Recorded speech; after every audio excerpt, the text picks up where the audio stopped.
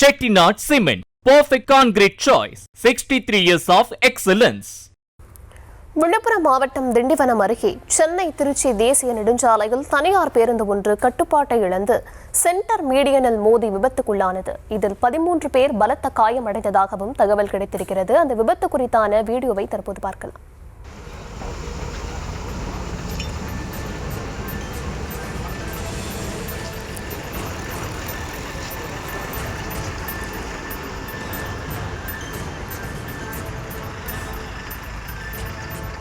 விழுப்புரம் மாவட்டம் பாதிராப்புலியூரில் விபத்து ஏற்பட்ட காட்சிகளை தற்போது பார்த்து வருகிறோம். விவரங்களை தர இருக்கிறார் செய்தியாளர் கலிஃப்துல்லா. வணக்கம், விவரங்களை வழங்கலாம்.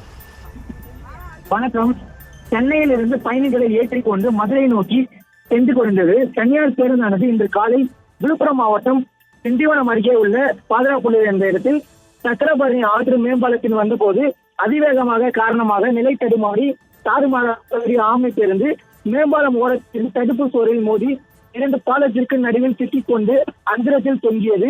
இந்த விபத்தில் குறித்து தகவல் அறிந்த விக்கிரவாண்டி போலீசார் மற்றும் தீயணைப்புத் துறையினர் சம்பவ இடத்திற்கு வந்து மேம்பாலத்தின் நடுவில் சிக்கிக் கொண்டிருந்த பேருந்தை மீட்டு அங்கிருந்து போராட்டத்திற்காக பத்திரமாக மீட்டனர்.